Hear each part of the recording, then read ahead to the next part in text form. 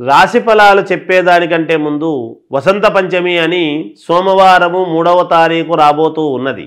ఈ వసంత పంచమి యొక్క ప్రాశస్త్యం ఏమిటి అంటే సరస్వతి అమ్మవారి పుట్టినరోజు సందర్భము పుట్టినరోజు అని. అందుకనే పిల్లలందరినీ కూడా సరస్వతి ఆలయాలకు తీసుకువెళ్ళి విద్య బాగా రావాలి, చదువు బాగా రావాలి అని రాస్తూ ఉంటారు.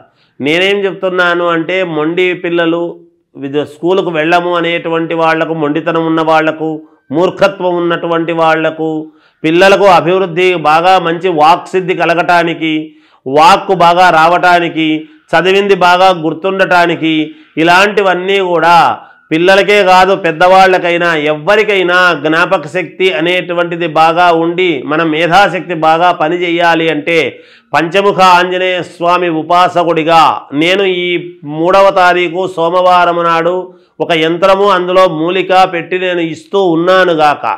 ఎందుకంటే పంచముఖ ఆంజనేయ స్వామి అనుగ్రహంతో ఈ గరణము దగ్గర కట్టుకుంటే ఇక్కడి నుంచే మనకు వాక్కు అనేటువంటిది రావాలి ప్రతి వాళ్లకు కూడా. అందువలన అలా వాక్ సిద్ధి అన్ని రకాల అనుకూలము జరగటానికి పిల్లలకే కాదు పెద్దవాళ్ళకి ఎవరికైనా సరే ఒక యంత్రం అనేటువంటిది ఇవ్వడము జరుగుతూ ఉన్నది. సరస్వతి హోమము చేసి ఇక్కడే మన షామీర్పేటలో ఒక ఫామ్ హౌస్లో చేస్తూ ఉన్నాను. చాలామంది స్కూలు విద్యార్థులు, అన్ని స్కూళ్ళ విద్యార్థులు నా దగ్గరికి రాబోతున్నారు. మీరు కూడా ఈ అవకాశాన్ని సద్వినియోగము చేసుకోండి. ఇది అన్ని రాశుల వాళ్లకు వర్తిస్తుంది గాక, ఈ రాశి వాళ్ళకే అని కాదు. అందువలన ఏది ఏమైనా పిల్లల గురించైనా పెద్దవాళ్ళ గురించైనా ఎవరికైనా సరే ఈ యంత్రము చాలా అతి ముఖ్యమైనటువంటిది. పంచముఖ ఆంజనేయ స్వామి అనుగ్రహంతో ఇవ్వబడుతూ ఉన్నది. ఈ అవకాశాన్ని అందరూ కూడా సద్వినియోగం చేసుకుంటారు. 3వ తారీఖు సోమవారము నాడు ఫిబ్రవరి అని తెలియజేస్తూ ఇది ఉదయం 9 గంటల నుండి సాయంత్రం 7 గంటల దాకా ఇవ్వబడుతుంది అని తెలియజేస్తూ రాశిఫలాల కార్యక్రమంలో భాగంగా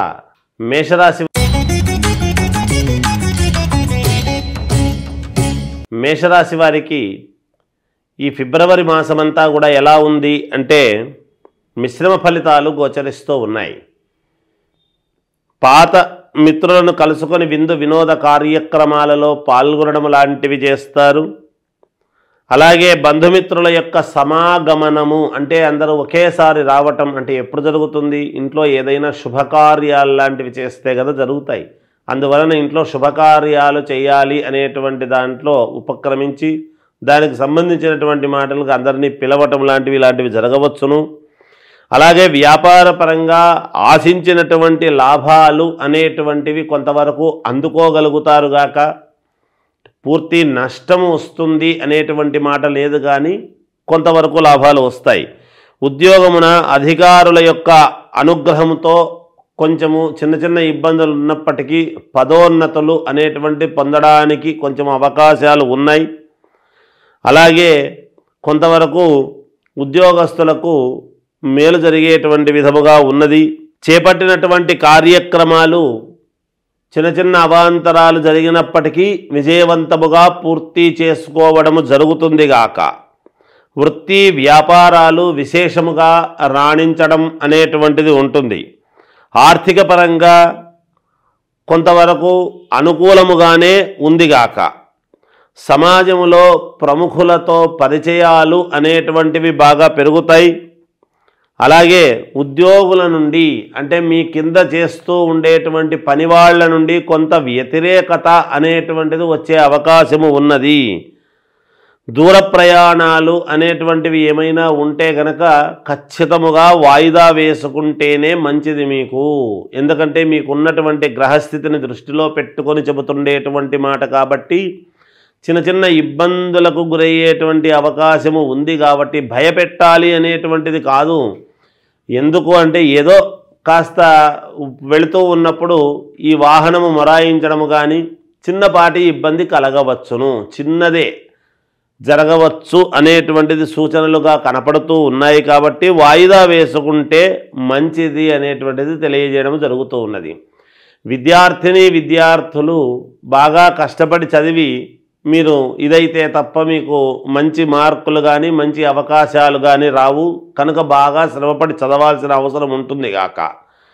ఇక రాజకీయాలలో ఉండేటువంటి వాళ్ళు ఆచితూచి 1-2 సార్లు ఆలోచన చేసి అడుగులు వేయాల్సినటువంటి పరిస్థితి వస్తూ ఉన్నది, జాగ్రత్త వహించండి.